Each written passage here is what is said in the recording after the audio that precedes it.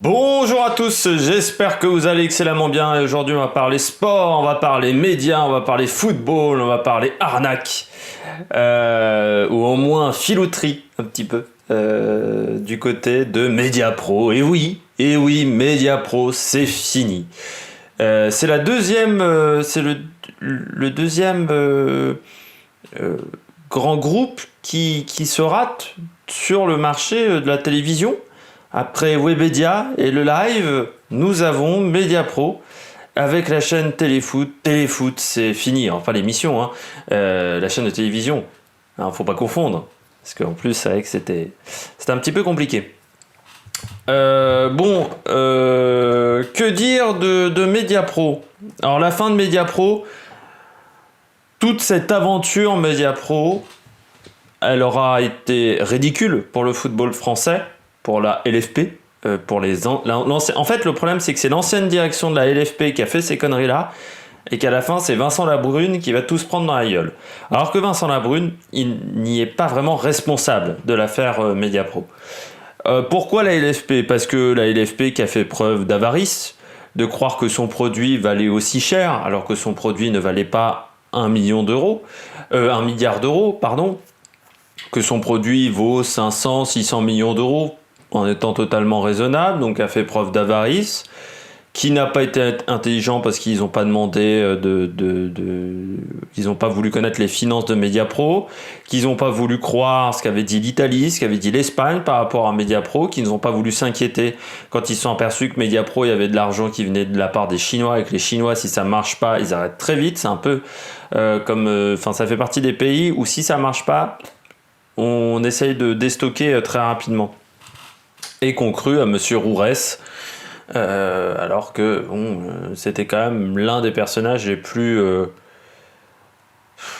quand tu vois cette estace, je sais bien qu'il faut pas se fier aux apparences, mais des fois quand tu vois cette estace, si tu rajoutes les autres trucs, il y a un moment tu savais que c'était un mec qui n'était pas professionnel. Il y a plein de choses qui vont pas, on va tenter de faire un résumé.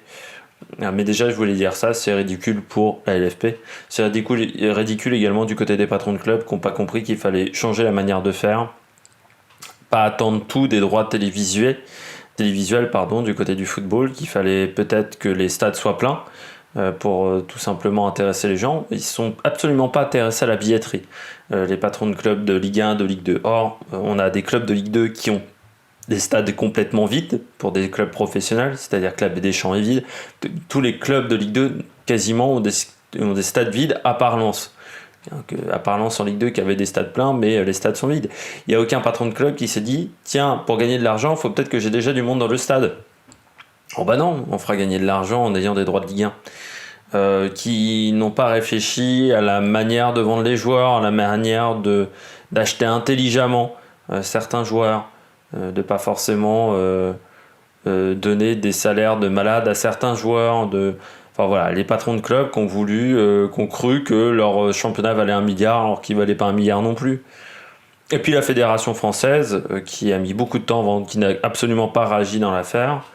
La Ligue 1, c'est aussi un petit peu la vitrine du football français et c'est ce qui permet aussi d'avoir des licenciés chez les jeunes dans les clubs de football. Si la Ligue 1 ça rapporte pas, la FFF elle n'a pas de licencié non plus. Elle n'a pas de licencié chez les amateurs et voilà, il faut comprendre ça aussi. Et bon, ça fait partie des multiples choses qu'on peut reprocher à Noël Le Graët, c'est de ne pas être intervenu beaucoup plus vite sur ce dossier quand ça commençait vraiment à sentir mauvais, et ça a senti mauvais dès le départ du côté de Mediapro. On reviendra là-dessus. Après, je suis aussi également triste, c'est pas pour les têtes d'affiche, parce que les têtes d'affiche de la chaîne, s'ils sont partis de Canal+, de Bein ou de RMC, c'est parce qu'ils ont voulu se faire de la thune. Voilà. Qu'ils n'ont pas réfléchi aux conséquences, aux risques qu'ils prenaient en voulant gagner plus. Ou en voulant être plus exposés. Vouloir être des têtes d'affiche alors que ce n'étaient pas des têtes d'affiche, parce que les têtes d'affiche qui étaient de la chaîne Mediapro, par exemple, il y avait le mec de la chaîne L'équipe, j'ai oublié son nom, qui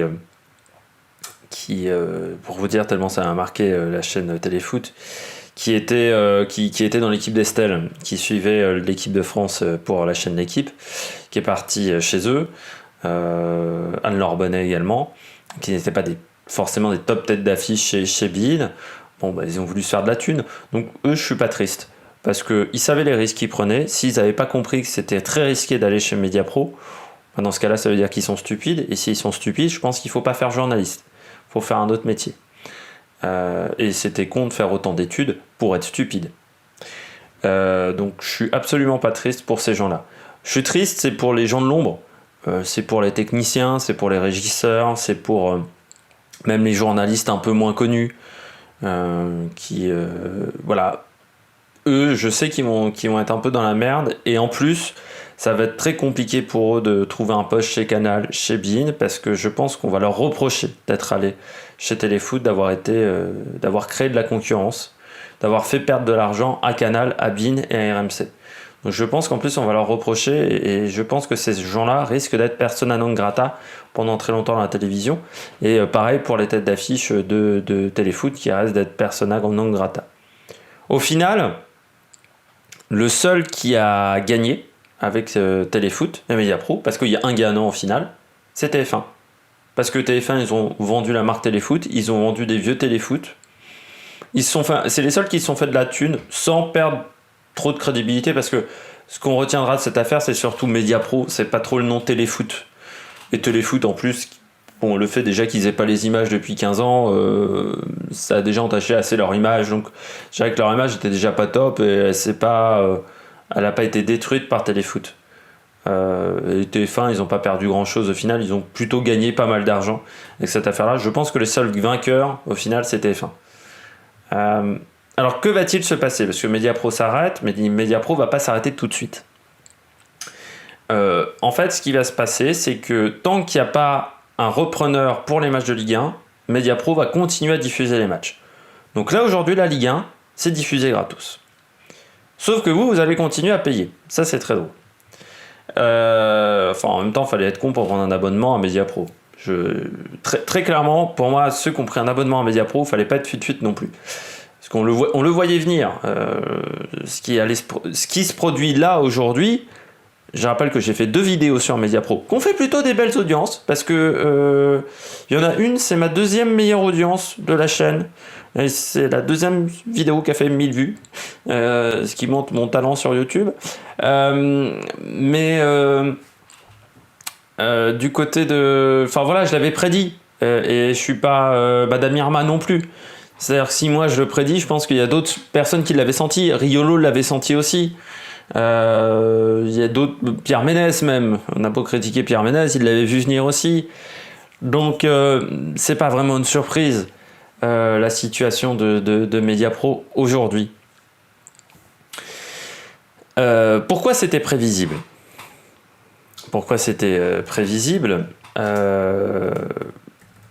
Pour plusieurs raisons, mais déjà, Mediapro, c'est un groupe donc, qui s'est planté en Italie.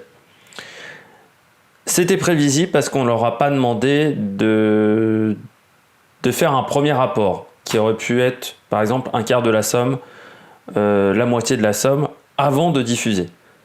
On leur a donné les droits quasiment, en leur disant « Ouais d'accord, vous avez l'argent, ok, super ». On leur a pas demandé d'avoir des garanties financières. Ça semble assez incroyable, sur des sommes comme ça, qu'il n'y a pas de garantie financière. C'était prévisible parce que je rappelle qu'au mois de février, ils n'avaient toujours pas de locaux. C'est-à-dire qu'à 6 mois de lancer la chaîne, ils n'avaient pas de locaux, il n'y avait même pas de direction, à peine, il y avait juste un patron, il n'y avait pas de journaliste, il n'y avait pas de rédaction, il n'y avait rien, il n'y avait même pas d'idée d'émission. À 6 mois de lancer ça. C'est-à-dire que même Webmedia, avec le live, 6 mois avant le live, ça travaillait déjà sur le live. Et pourtant, ça a fait un flop. Hein. Donc c'est-à-dire que là, ils ont fait les émissions tout en 3 mois, top chrono. Donc forcément, les émissions n'étaient pas top. En plus, les émissions n'étaient pas top parce qu'il n'y avait pas une tête d'affiche chez les consultants. Vous n'aviez pas un Père Ménès, vous n'aviez pas un Riolo, vous n'aviez même pas un Julien Cazard, même un Sébastien Toen, on ne sait jamais, pour faire des blagues. Vous n'aviez même pas une tête d'affiche du côté des journalistes. Vous n'aviez pas une Estelle Denis, une Karine Galli, même Mathurana de SoFoot. Il n'y avait aucune tête d'affiche. Donc déjà, tu n'allais pas attirer par rapport à tes têtes d'affiche. Tu allais attirer par tes matchs de Ligue 1 ? Bah pas vraiment, parce que la Ligue 1, ça fait pas rêver. Tu allais attirer avec d'autres sports ? Bah non, parce qu'on va faire que de la Ligue 1. Or, je l'avais déjà dit dans d'autres vidéos, mais les chaînes qui n'ont fait que de la Ligue 1 se sont toutes plantées. Que ça soit CFoot, que ça soit Orange Sport. Les deux se sont plantés. Donc c'est pas comme si on ne le savait pas déjà d'avant. C'est pas comme s'il y avait déjà eu un historique de chaînes qui n'avaient misé que sur la Ligue 1. Pardon. Et qui s'était planté. Je fais souvent shooter le micro. Hein. Vous savez, j'ai une propension à le faire shooter qui est assez incroyable. Donc voilà, c'était prévisible, tout était prévisible dans cette affaire. Quand on voit le lancement de la chaîne, qu'au bout de 2 journées, un peu comme RMC Sport qui s'était planté avec sa première journée de Ligue des Champions, bah eux ils ont un problème technique énorme. Ça sentait mauvais quand le premier match de Ligue 1, c'est un 0-0 qui est absolument ignoble.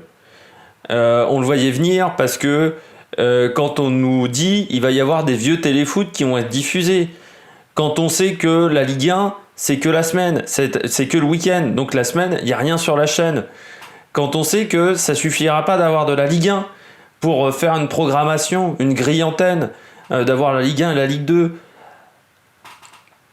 Enfin, il y a un moment, si les gens l'ont pas vu venir, il faut être quand même stupide. Qu'une chaîne à 30 balles ou à 25 €, c'était beaucoup trop cher pour de la Ligue 1, pour que du football. Ouais, à un moment, c'est-à-dire que c'est quand même incroyable avec Mediapro, c'est qu'on l'a vu venir depuis février. Moi, je l'ai vu venir. Et pourtant, je m'intéressais pas trop au sujet avant février, pour tout vous dire. Depuis février, je le voyais venir. Mais alors, à 30 km. Vous voyez, quand vous voyez hyper loin le truc arriver. Quand vous savez qui, comme Colombo, tu sais déjà qui a tué le mec, le méchant. Enfin, qui a tué plutôt le personnage. Qui est le méchant dans Colombo, plutôt. Mais on le voyait venir. Mais alors, à 30 bornes. Donc, il y a un moment... que les têtes d'affiche se soient fait avoir, que le football français se soit fait avoir et les patrons de club, excusez-moi, mais pour ces trois types de personnes-là, ces 3 entités-là, je n'ai absolument aucune compassion. Alors maintenant, pour les abonnés. Alors déjà, pour s'abonner à Mediapro, pour moi, il fallait être stupide. Ou il fallait vraiment aimer la Ligue 1. Parce que dépenser 30 balles pour ça, il fallait être quand même un peu stupide. Bah, le remboursement, essayez déjà de vous faire rembourser dès maintenant. Je pense qu'il faudra aller au tribunal. Le problème en plus, c'est que Mediapro n'a pas fait faillite. Ça aurait été plus simple si Mediapro avait fait faillite. Parce que Mediapro qui fait faillite, vous demandez une créance au tribunal. Je ne sais plus comment ça s'appelle. Et alors après, vous passez après les actionnaires, vous passez après surtout les entreprises d'imprimantes, enfin toutes les entreprises, tous les partenaires majeurs de Mediapro, mais vous pouvez peut-être dégoter un peu d'argent. Là, le problème, c'est qu'ils n'ont pas fait faillite. Alors, est-ce que Mediapro va rembourser ? Connaissant Mediapro et l'attitude de cette entreprise depuis le début, je ne pense pas. Je pense que les abonnés vont perdre énormément d'argent. Essayez déjà d'appeler Julien Courbet, c'est peut-être le moment pour tenter de vous faire rembourser. N'hésitez pas, ça peut vous arriver @m6.fr, je crois, le site internet de l'émission de Julien Courbet. Essayez sur RTL également. Je crois que c'est le moment. Ou essayez la quotidienne, peut-être que vous arriverez à vous faire rembourser. Mais je pense que ça va être difficile. Alors moi j'ai des inquiétudes, bien entendu. J'ai des inquiétudes pour le football. Parce que déjà, ça donne une mauvaise réputation au football. J'ai des inquiétudes parce qu'il y a des joueurs qui vont se retrouver sur le carreau avec cette affaire-là. Et c'est pas les grands joueurs, c'est pas les joueurs des clubs importants. Les clubs qui vont souffrir, ce sont les clubs de Ligue 2. Ce sont les clubs de Ligue 1 qui sont pas grands. Ce sont les joueurs remplaçants. C'est pas forcément ceux qui gagnent des millions d'euros. C'est ceux qui gagnent 3 000, 4 000 euros peut-être par mois. Peut-être même moins qui vont se retrouver sur le carreau. Et qui peut-être ne retrouveront pas d'emploi. Moi, ça me chagrine plus pour ces gens-là. Ça me chagrine également...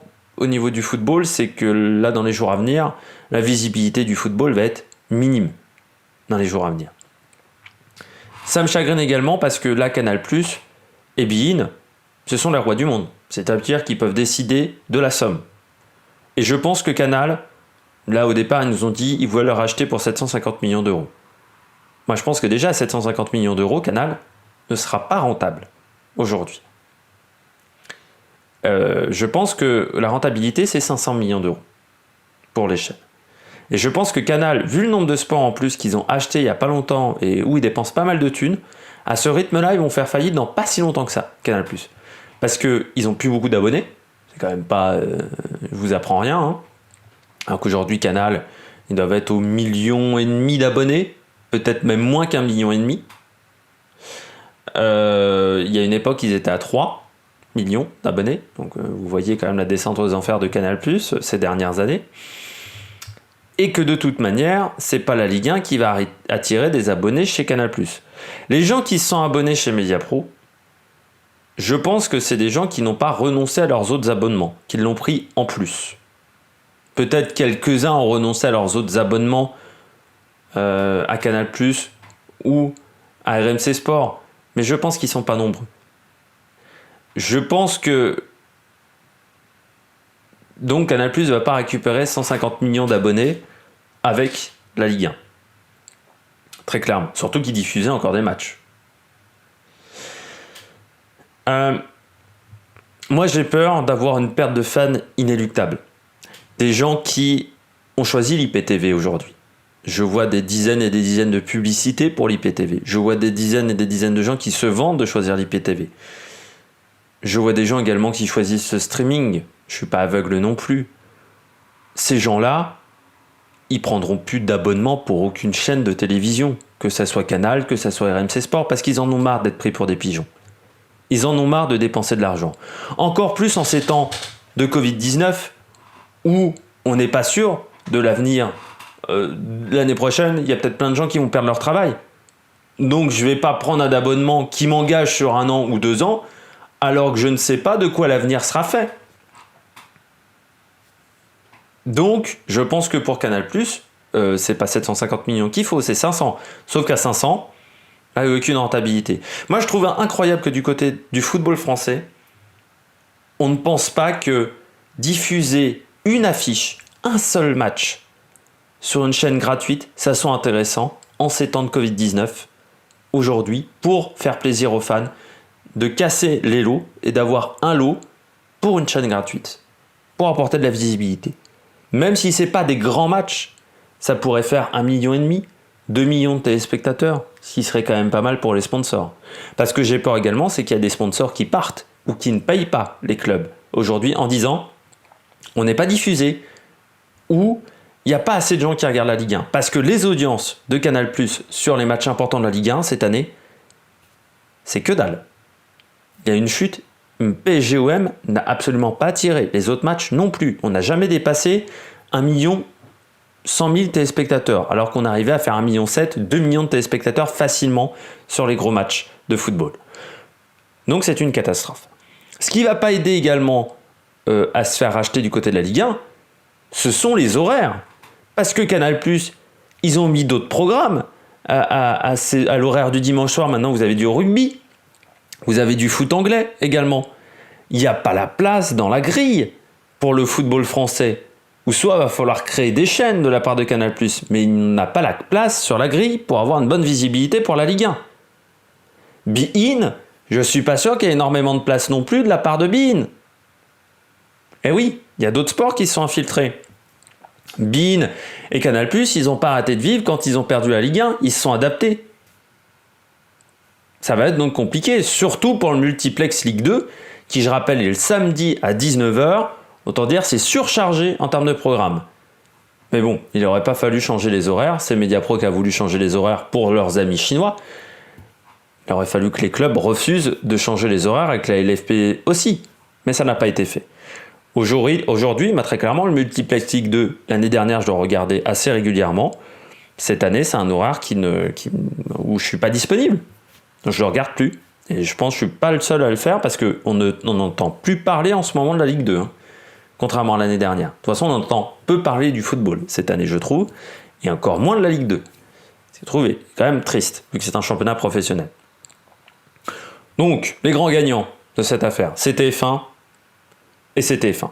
Les grands perdants, les abonnés, les employés de Mediapro, le football français et nous les téléspectateurs. Nous sommes les grands perdants de toute cette affaire-là. J'espère que vous avez aimé cette vidéo. N'hésitez pas à réagir dans les commentaires si vous êtes d'accord, pas d'accord avec moi. N'hésitez pas également à vous abonner à la chaîne, à mettre la petite cloche, comme ça vous êtes au courant des dernières vidéos qui sortent sur l'Amérique Production. N'hésitez pas à mettre un pouce bleu si vous avez aimé la vidéo, bien entendu. Et puis nous, on se retrouve pour de nouvelles aventures sur l'Amérique Production. Ciao, ciao!